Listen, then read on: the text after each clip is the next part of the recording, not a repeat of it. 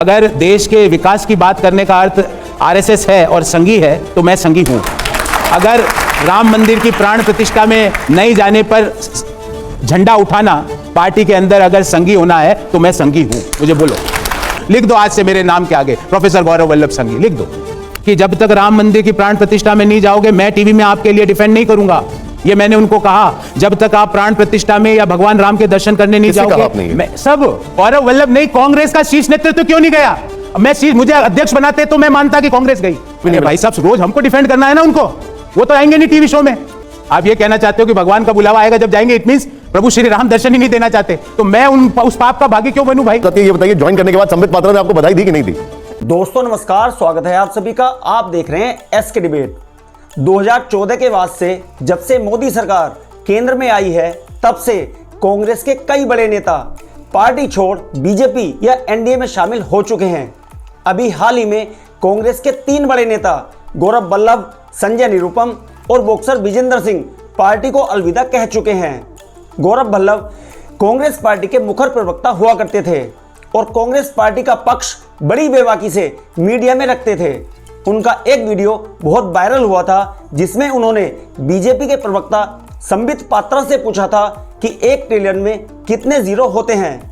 अब गौरव वल्लभ बीजेपी में शामिल हो चुके हैं। गौरव वल्लभ ने कहा कि मैं सनातन विरोधी नारे नहीं लगा सकता, इसलिए मैंने कांग्रेस पार्टी छोड़ी है। आज की डिबेट गौरव वल्लभ और न्यूज एडिटर के बीच में होने वाली है। बहस बहुत मजेदार होने वाली है। आपसे अनुरोध है वीडियो को अंत तक जरूर देखें। वीडियो पसंद आए तो लाइक करें, शेयर करें, कमेंट करें और मेरे चैनल को सब्सक्राइब करें। चलो दोस्तों मेन डिबेट स्टार्ट करते हैं। चलिए शुरू करते हैं। लोग कहते हैं साहब अचानक क्यों हो गया? अरे अचानक नहीं हुआ है। 4 महीने से पहले से मैं लोगों को कह रहा था कि इन इश्यूज को मत एंटर करो, इन इश्यूज पे बात मत करो।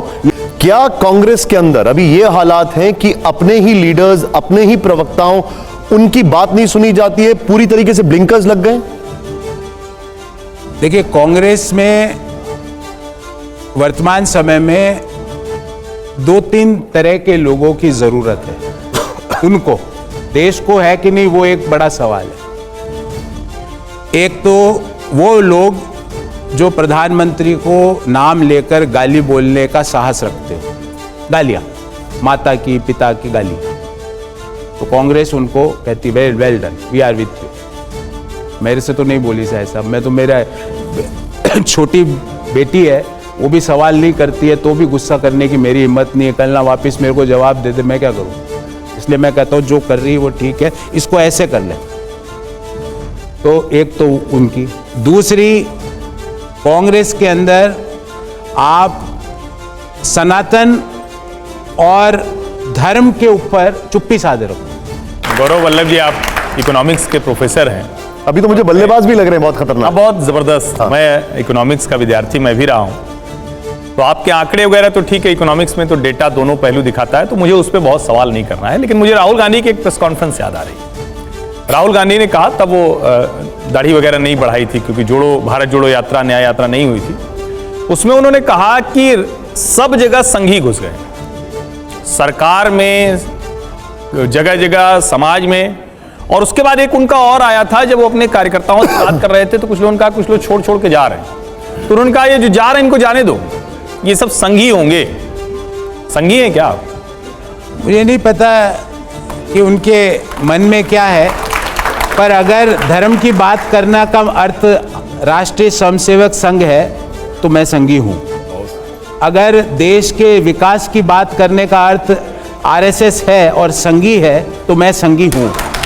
अगर राम मंदिर की प्राण प्रतिष्ठा में नहीं जाने पर झंडा उठाना पार्टी के अंदर अगर संघी होना है तो मैं संघी हूं। मुझे बोलो, अगर 2047 में विकसित भारत का संकल्प का प्रशंसा करना और उसमें अपनी आहुति के लिए कांग्रेस पार्टी को बोलना अगर संघी है तो मैं संघी हूं।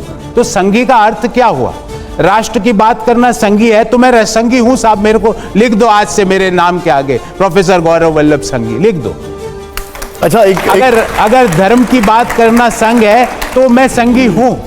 अगर अपने दिल की बात करना संघ है तो मैं हूं। क्या बात है सर, क्या बात है सर। अगर 4 महीने तक पत्र लेके मैं ऐसे गया लोगों के पास पिछले 4 महीने साथियों, जैसे मेरे को नौकरी चाहिए। साहब ये पढ़ो साहब, एक बार इस पे पढ़ो साहब। उन्होंने मेरे पत्र का एक एक अक्षर सभी दृष्टिकोणों से पढ़ा होगा। तो बेसिकली 3 इश्यूज थे और मैंने ऐसा नहीं कि उन इश्यूज के लिए कांग्रेस के वरिष्ठ नेताओं को अपनी भावना से अवगत नहीं कराया। मैंने हर वरिष्ठ नेता को, हर मीन्स हर, जो भी आपके जहन में जितने नेता उनको बोला कि साहब सनातन के विरोध में कांग्रेस के नेता अपमानजनक बातें बोलते हैं, अलायंस पार्टनर सनातन को गाली देते हैं, उसका रिएक्शन दीजिए। पर कांग्रेस पार्टी ने मेरी नहीं सुनी। मैंने कहा साहब पॉलिटिकल लाभ हानि अलग चीज होती है, पर राम मंदिर की प्राण प्रतिष्ठा में नहीं जाना एक पॉलिटिकल पाप है। इस पाप को मत कीजिए। आप सब लोग इनसे पूछ सकते हैं कि मैं 4 महीने में आपने मुझे कोई टीवी शो में देखा, मेरे को कोई प्रेस वार्ता करते देखा? आपको मिस कर रहे थे वैसे हम लोग। नहीं, अंशुमान जी बैठे हैं। अंशुमान जी, बजट पे मैं हर वर्ष प्रेस वार्ता करता हूं, इस बार आपने देखा मुझे? क्योंकि मैंने कहा पार्टी को कि जब तक राम मंदिर की प्राण प्रतिष्ठा में नहीं जाओगे मैं टीवी में आपके लिए डिफेंड नहीं करूंगा। ये मैंने उनको कहा, जब तक आप प्राण प्रतिष्ठा में या भगवान राम के दर्शन करने नहीं जाओगे। मैं सब एक हो तो बताऊं ना। और मैं कह रहा हूं, नाम मैं कह रहा हूं, आपके जहन में कांग्रेस के जितने नेता आ रहे हैं उनको कहा कि आप पहले बोले साहब वो एक इवेंट है। मैंने राहुल जी से आपने कहा ये मेरी बात सुनिए। पहले बोले साहब वो इवेंट है। मैंने कहा अच्छा इवेंट है, अब चले जाओ। अब किसने रोका? अब क्यों नहीं जाते हो? मैंने कहा आप वहां जब तक दर्शन नहीं करोगे मैं टीवी पे बैठ के आपको डिफेंड नहीं कर सकता। ये मैंने बोला उनको। आपने क्या राहुल गांधी जी से बोला कि ये सब नहीं होना चाहिए, सनातन को नहीं कोसना चाहिए, मंदिर को लेकर आपने ये सब चीजें बोली? का नाम क्यों ले रहे हैं? मैं कह रहा हूं वही कांग्रेस के मेन लीडर है। आपके जहन में जितने नेता है सबको बोला।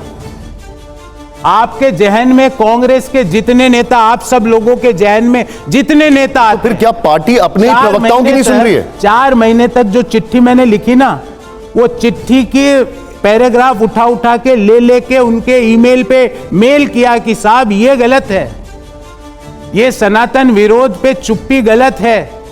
लेकिन वो कह रहे हैं बीएचपी का कार्यक्रम है, हम क्यों जाएंगे? उसके 3 महीने हो गए। नहीं, लेकिन एक मिनट, राधिका खेड़ा गई, चन्नी साहब गए, साहब गौरव वल्लभ भी गया, पर गौरव वल्लभ नहीं, कांग्रेस का शीर्ष नेतृत्व क्यों नहीं गया? मुझे अध्यक्ष बनाते तो मैं मानता कि कांग्रेस गई। मैं अध्यक्ष नहीं हूं। गौरव वल्लभ भी जाके आ चुका है, सब परिवार, सब पत्नी, सब बच्चे। तो मेरे जाने से कांग्रेस का जाना नहीं तो हुआ। फिर आपत्ति क्या है? कांग्रेस ने आपको रोका थोड़ी। अरे रोकने की बात नहीं है, मैं कह रहा हूं आपको, मेरे को तो न्योता नहीं मिला ना, मुझे कार्ड नहीं मिला, मैं तो मेरी आस्था के कारण गया। पर जिनको न्योता मिला वो क्यों नहीं गए? न्योता तो राहुल गांधी को भी नहीं मिला। भाई साहब रोज हमको डिफेंड करना है ना उनको, वो तो आएंगे नहीं टीवी शो में।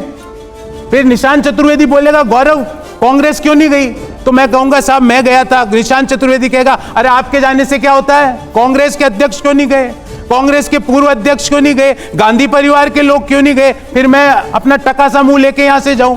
मैंने कह दिया था। वो कह रहे हैं जब राम का बुलावा आएगा तो जाएंगे। मैंने तो मतलब भगवान राम उनको दर्शन नहीं देना चाहते? आप ये कहना चाहते हो?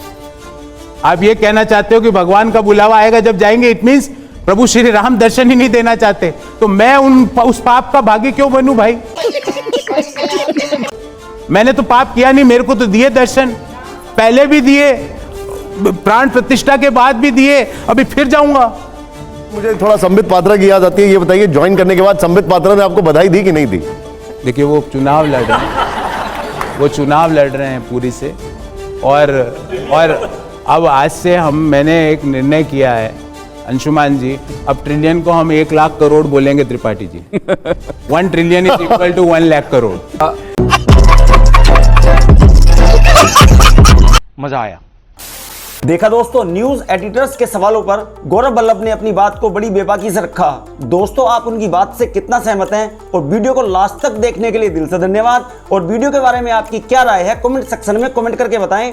और अगर वीडियो पसंद आई हो तो लाइक करें, शेयर करें, कमेंट करें और मेरे चैनल को सब्सक्राइब करें। चलो दोस्तों, मिलते हैं अगली वीडियो में। जय हिंद, वंदे मातरम, जय श्री राम।